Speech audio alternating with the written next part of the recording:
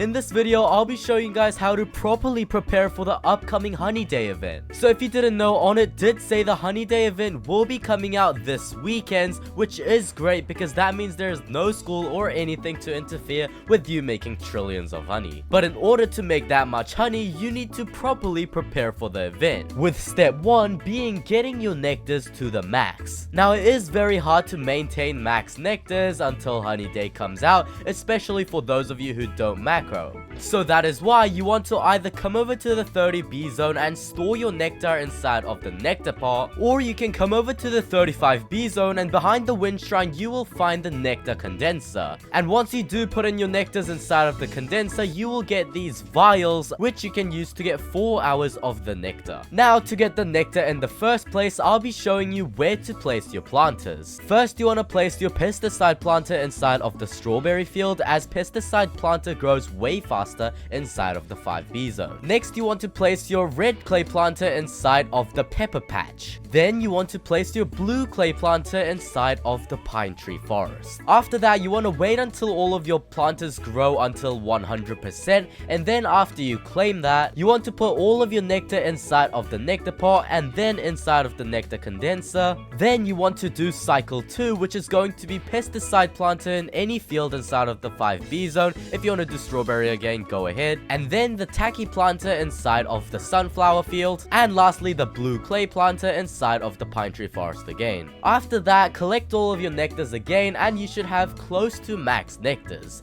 And then once you have max nectars, you want to come over to the nectar condenser over there and convert your nectar into nectar vials, which you can use when the Honey Day event comes out. Next, let's talk about the things you should be doing starting right this moment. So you would want to be donating every single sticker you have to the sticker stacker to get this as high as possible. Now if you've already reached the max or don't have any stickers to donate, just try and get some stickers from a friend and trade it, or just make sure you have enough tickets to use the sticker stacker boost. Next, you want to make sure you have at least 50,000 strawberries. Now I know that might sound a lot, but the reason you need this is because if you have the Spirit Bear's Galentine Shrine, it is basically guaranteed to give you the Galentine buff if you do donate the 50,000 strawberries. And that buff is really overpowered, and having 50,000 will just make everything extra safe, so you don't have to wait an extra hour or 30 minutes or however long it takes to donate. Then you want to also make sure that you have a lot of micro converters and honeysuckles. These will be very useful during your boost because converting your honey takes a very long time, especially if you're not blue. And the easiest ways to get micro converters is by killing your bosses. So bosses like the king beetle, tunnel bear, and coconut crab have a chance of dropping you micro converters, so every day just go around doing your bosses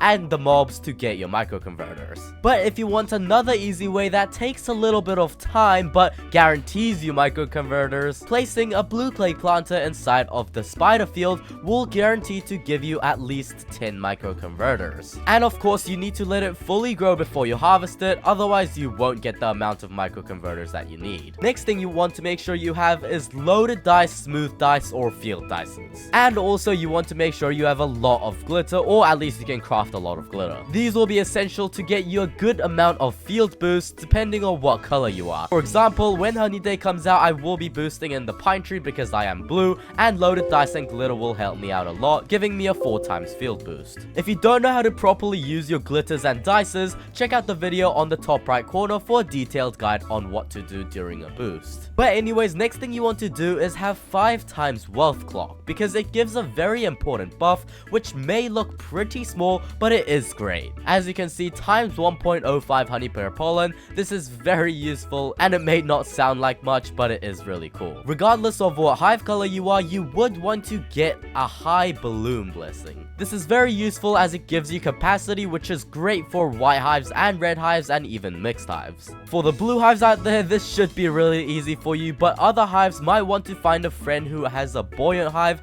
or whatever blue hive. And lastly, make sure to remember that the Honey Day doesn't start unless you join the game, so make sure you're not inside of the game if you're not ready to do a Honey Day boost, and just join whenever you're comfortable. It should be fine as long as you're joining before Beesmas ends, so in 19 days. And yeah, check out the video on screen for a more detailed guide on a general boost, and make sure to like and subscribe to this channel, and I'll see you guys next time. Goodbye.